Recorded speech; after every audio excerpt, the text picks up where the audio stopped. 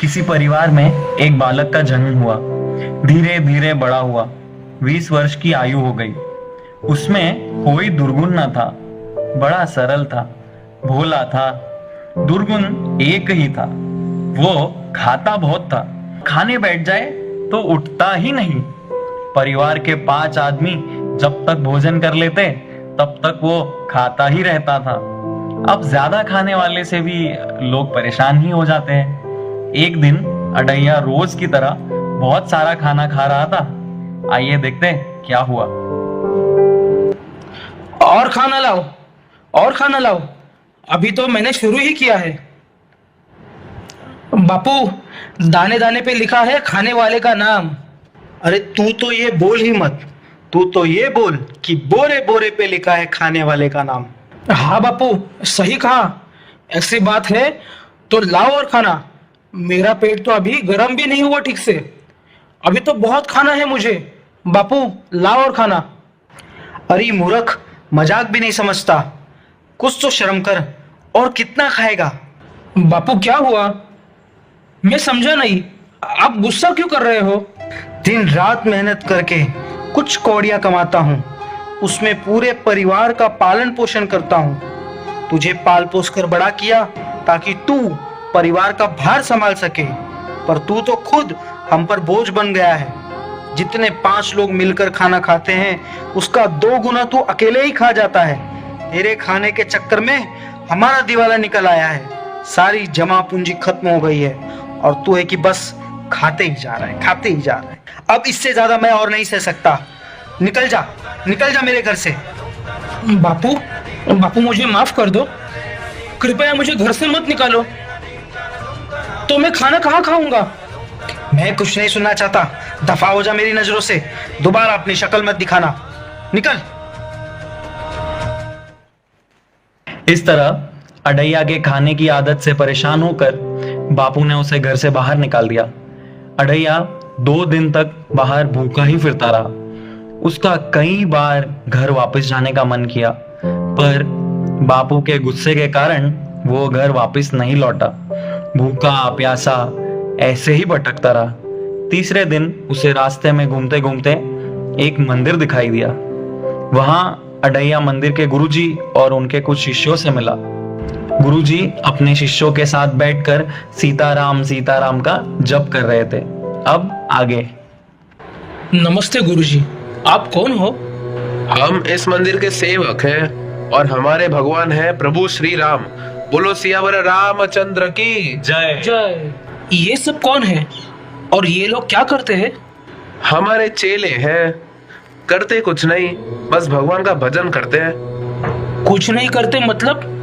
कोई तो काम करते होंगे। काम कुछ नहीं करते, जो मन में आवे सो सेवा करते हैं, आराम से रहते हैं, राम राम जपते हैं।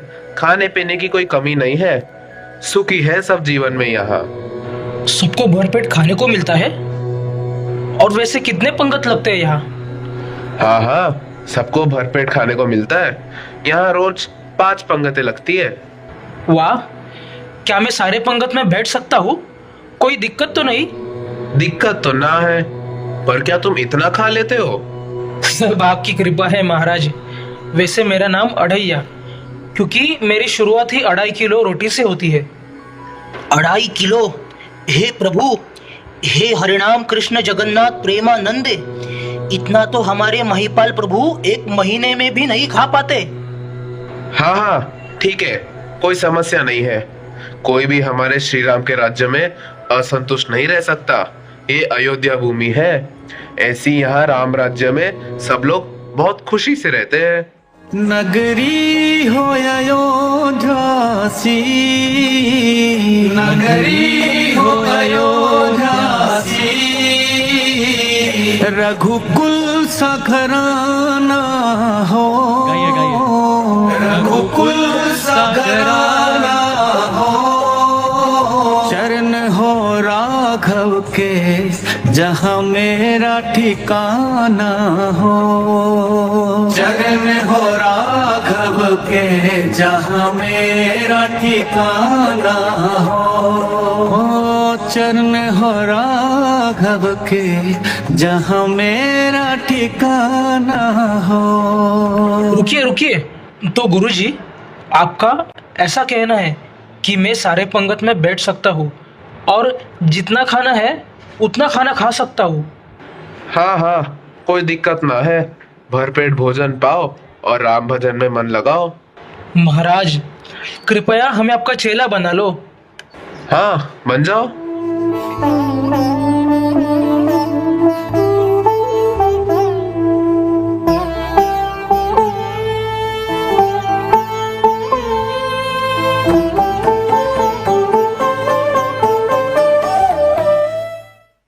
गुरुजी ने अढ़ैया को अपना चेला बना लिया। अढ़ैया आश्रम में खुशी से रहने लगा, रोज भरपेट भोजन पाता। बस उसमें एक ही दोष था कि खाना खाते समय वो रुकता ही नहीं था। कोई उससे कहता, अरे अढ़ैया बीच में जल तो पी, तो वो कहता, अरे प्रभु बीच तो आए। वो आश्रम में बहुत खुश था। कुछ दिन बड़े आराम से बीत गए। फिर एक दिन ना चूल्हे जले, ना सब्जी कटी, ना कोई बर्तन की आवाजें। रसोई के आचारी से लेकर गुरुजी और उनके सारे चेले बस सीताराम सीताराम का जप कर रहे थे। अब आगे। गुरुजी क्या बात है, आज चूल्हे जलते नहीं दिख रहे। भोजन बनाने वाले भी सब सीताराम सीताराम का ही जाप करते दिख रहे हैं। अरे अड़ैया, तुझे नहीं पता? आज एकादशी है। एकादशी के दिन हमें अन्न नहीं खाना चाहिए और वैष्णवों को तो व्रत भी करना चाहिए। तुम हमारे चेले हो गए हो, आज व्रत करो। अब सीधा कल ही खाएंगे द्वादशी को। महाराज जी चेले और भी होंगे, उन सब से कराओ, हमसे ये ना कराओ। उन सब से कराए और तुमसे ना कराए? तुम इतने भूखे? हाँ, अगर आपने हमसे आज एकादशी करा ली तो हम द्वादशी देख ही नहीं पाएंगे। कोई उपाय कीजिए महाराज। एक उपाय है। एकादशी की तिथि को अन्न तो बनाना ही नहीं चाहिए, पर क्या तुम अपने लिए भोजन बना लोगे? अरे गुरुजी क्यों नहीं, मरता क्या नहीं करता, हम तो सब बना लेंगे। ठीक है भंडारी, इसे सामान दे दो। देखो अड़ैया, नदी के किनारे जाना, पेड़ के नीचे बैठना, वही भोजन बनाना और देखो भगवान को भोग लगाना, तभी पाना। ठीक है गुरुजी, धन्यवाद।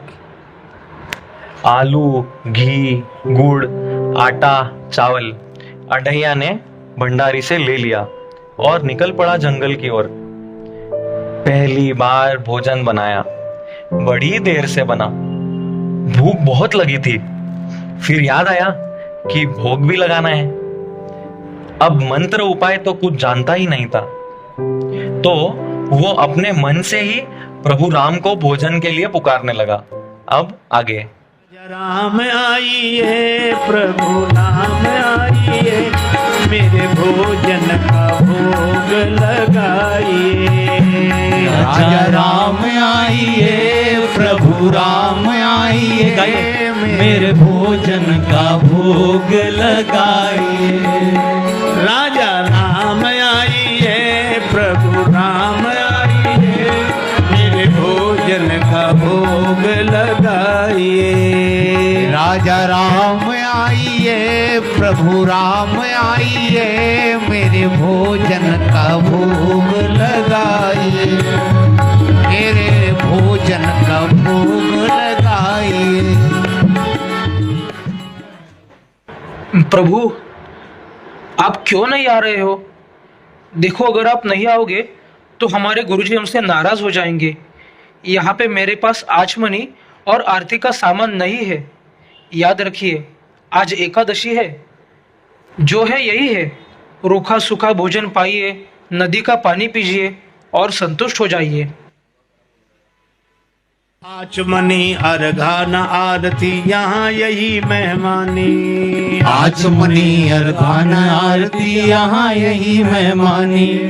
रूखी रोटी पाओ प्रेम से, रूखी रोटी पाओ प्रेम से, पियो नदी का पानी। राजा राम आइए प्रभु राम आइए, मेरे भोजन का भोग लगाइए।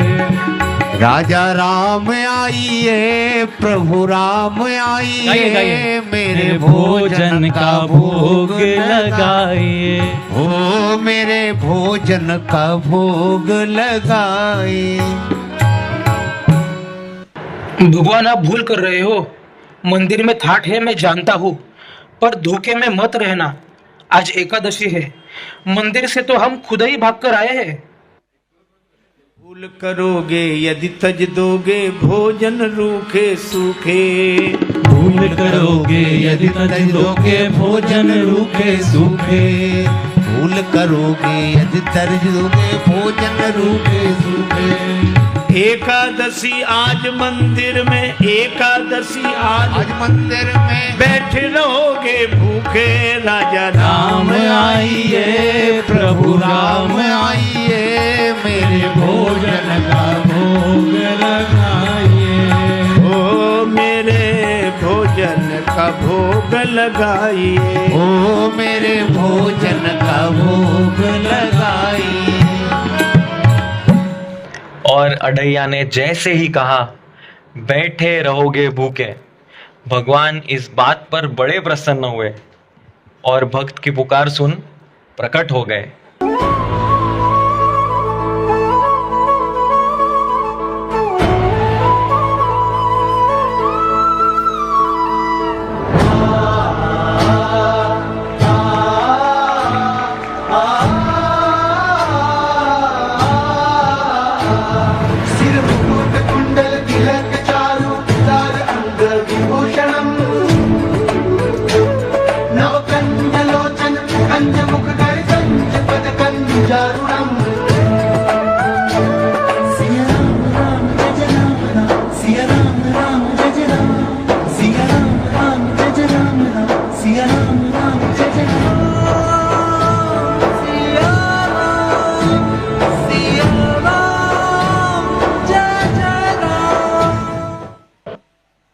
उठो अढ़ैया, मैं बहुत खुश हूँ तुमने मुझे भोग प्राप्त करने के लिए बुलाया है।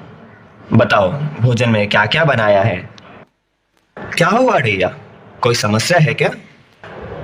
नहीं नहीं, समस्या तो कुछ नहीं है। फिर भी तुम्हें देख के ऐसा लग रहा है कि तुम थोड़े परेशान हो। बताओ बताओ क्या हुआ। नहीं, परेशानी तो कोई नहीं है।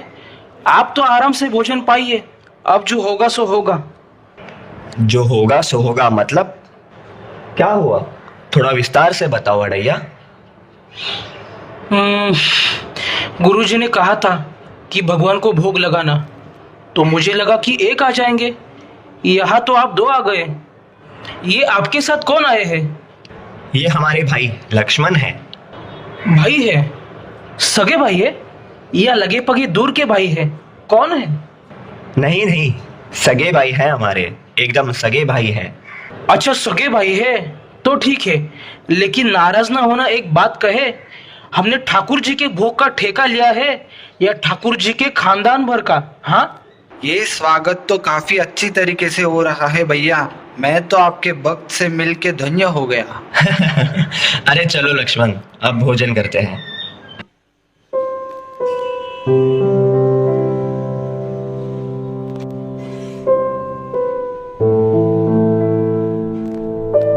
श्री राम और लक्ष्मण ने काफी आनंद से भोजन किया और अढ़ैया थोड़ा चिंतित होकर उन्हें देखता रहा। उसे लगा आज पूरी नहीं पर आधी एकादशी तो हो ही जाएगी। प्रभु का भोजन संपन्न हुआ, अब आगे। चलो अढ़ैया, हम चलते हैं। इतने स्वादिष्ट भोजन के लिए धन्यवाद। अगले बार थोड़ा जल्दी आ जाना, भूख बहुत लगती है और आप बहुत देर करते हो। हाँ हाँ अढ़ैया, हम आ जाएंगे, तुम चिंता मत करो। और इस तरह अढ़ैया ने अपनी पहली एकादशी जैसे तैसे पूरी कर दी। अपनी भूख अधूरी छोड़ अढ़ैया मंदिर की ओर बढ़ता है।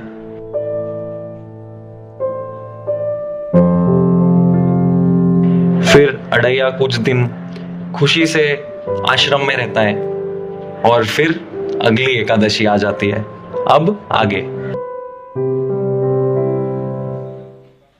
क्या हुआ अढ़ैया, परेशान क्यों लग रहे हो? क्या बताएं महाराज, आज फिर एकादशी है।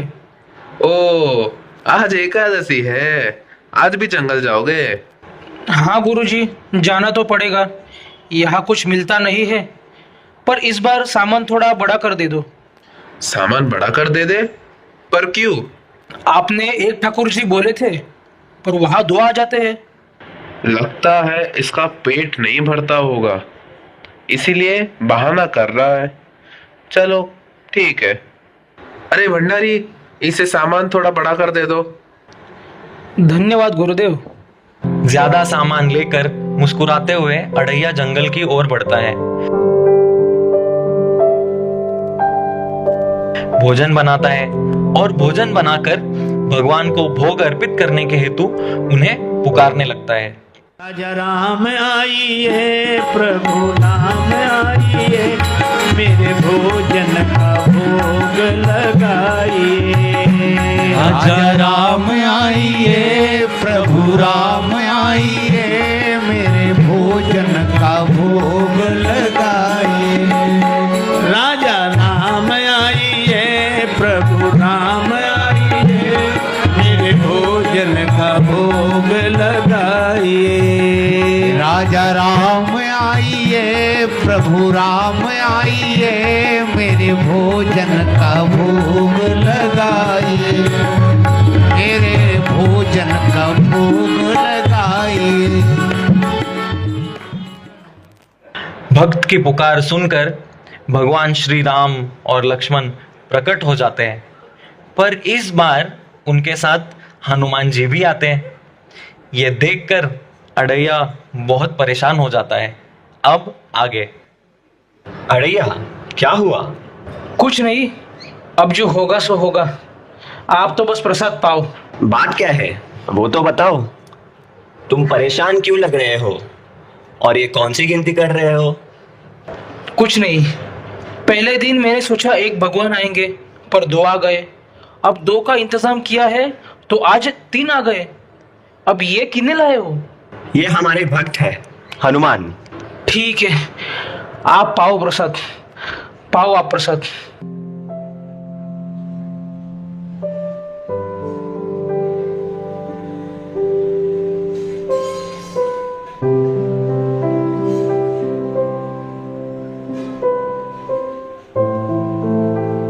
बस एक बात बताओ, अगले एकादशी को कितने लोग आओगे?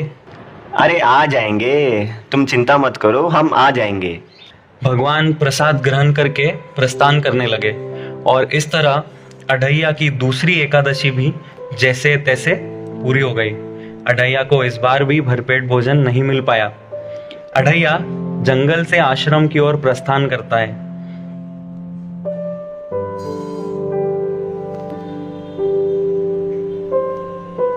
फिर कुछ दिन बीत जाते हैं और अगली एकादशी आती है। इस बार अढ़ैया गुरुजी से 11 सेर चावल, आटा, घी और उसी के समान गुड़, आलू और आदि सामग्री की मांग करता है। ये सब सुनकर गुरुजी बहुत चौंक जाते हैं और उससे प्रश्न पूछने लगते हैं। अब आगे। 11 सेर? और इतने अनाज का क्या करोगे? अब गुरुजी क्या बताओ, आपके ठाकुर जी बढ़ते ही जा रहे हैं। इतना सारा सामान ये सच में खाता है? नहीं, जरूर ये बेचता होगा। अब तो इसे सामग्री दे देता हूं, पर हम इसका पता जरूर लगाएंगे। ठीक है अढ़ैया, ले जाओ। भंडारी, इसे सामान बड़ा कर दे दो। तो इस प्रकार बहुत सारा सामान लेकर अढ़ैया जंगल की ओर निकल पड़ता है। गुरुजी को अढ़ैया पर संदेह हो जाता है, इसलिए वो भी अढ़ैया का छुप छुप कर जंगल तक पीछा करते हैं।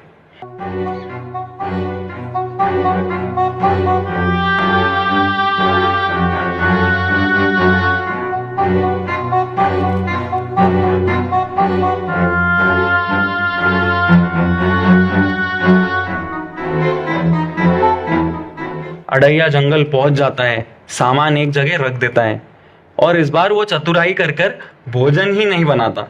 सोचता है देखो पहले कितने लोग आएंगे, फिर उस हिसाब से भोजन बना लेंगे। फिर अढ़ैया भगवान को पुकारने लगता है और ये सब गुरुजी पेड़ के पीछे छुपकर देख रहे होते हैं। अब आगे। राम आइए प्रभु नाम आइए मेरे भोजन का भोग लगाइए। राजा राम आइए प्रभु राम आइए मेरे भोजन का भोग लगाइए। राजा राम आइए प्रभु राम आइए मेरे भोजन का भोग लगाइए। राजा राम आइए प्रभु राम आइए मेरे भोजन का भोग लगाइए। मेरे भोजन का भोग लगाइए।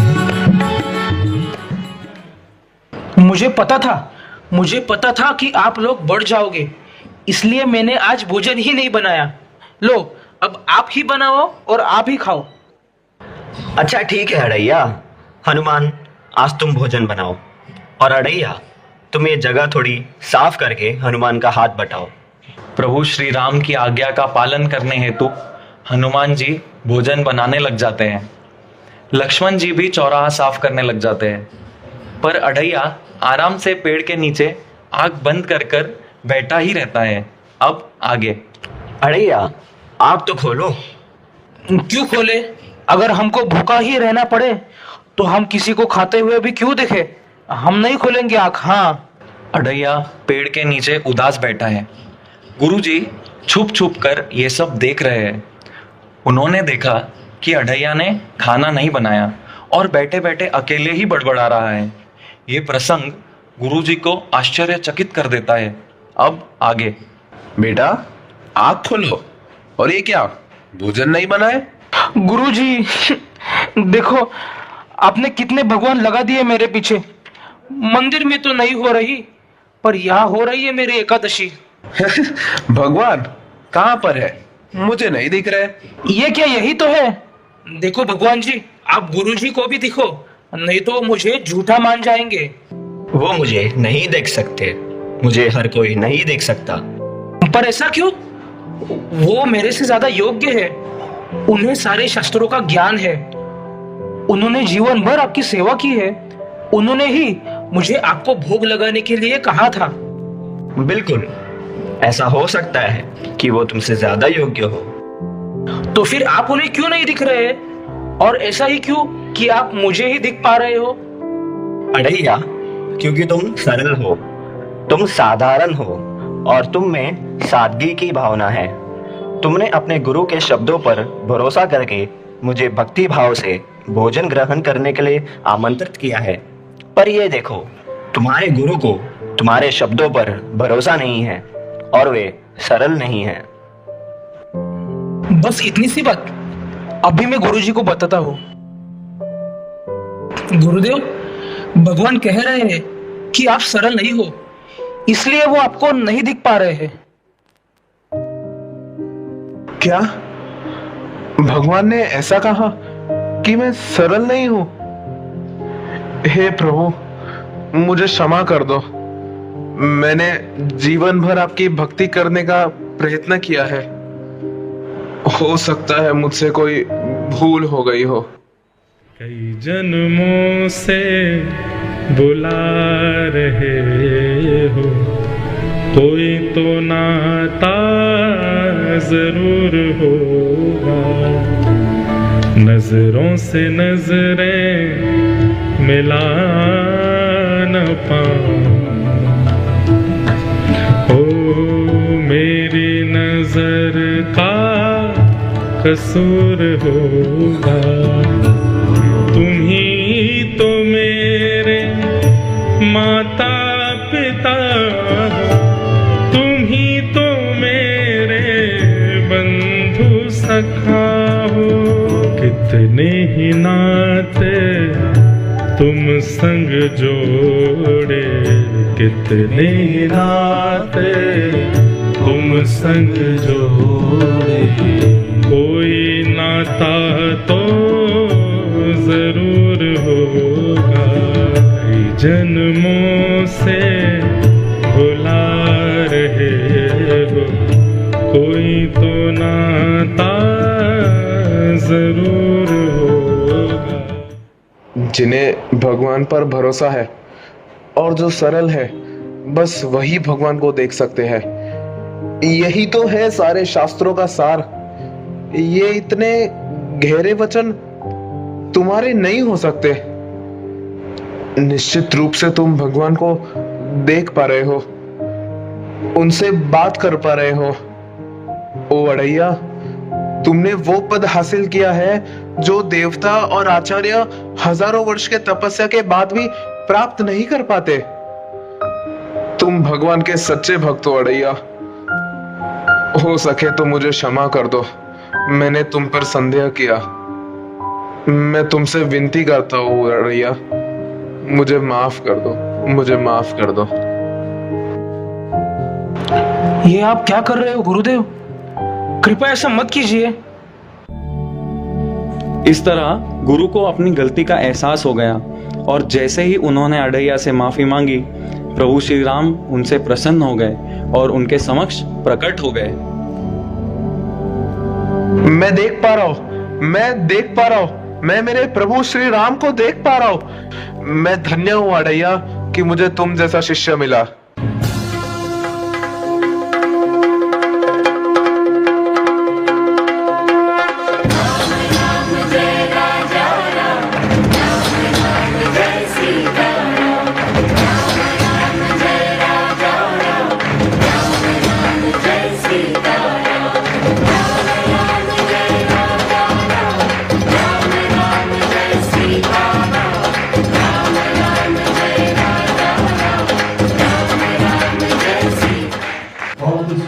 अड़ैया की सरल भक्ति राम प्रभु की हम लोग की कभी आएगी हो तो पता नहीं, पर इस ड्रामा देख के सच में इंस्पिरेशन मिल गया हम लोग को। सभी लोग एक बार जोर से ताली अभी मैं जो बच्चों ने किया है उनका सभी का नाम बोलता हूँ, सब लोग हाथ ऊपर कीजिए प्लीज। गुरुजी बने हैं गंगाधर खनल, और खास मेन पात्र है अड़ैया सौरभ दशेती, और भंडारी जी बने हैं हरिओम प्रभु, हनुमान बने हैं अरफान खान, सीता देवी बने हैं मोनाली शामन, लक्ष्मण जी बने हैं अभिषेक शर्मा, शिष्य बने हैं आयुष्य राय। अड़ैया के जो फादर बने थे राहुल, उनका भी हम धन्यवाद करेंगे। और हमारे प्रभु श्री राम बने पात कोई, और ये सब ड्रामा का जिसने भी ये प्रेरणा है, हमारे काउंसिलर श्रीमान नवीन गोपाल दास प्रभु जी और उनका माता जी स्वामी राधिका माता जी, इन्होंने शाम को जोरदार तालियां बजाई।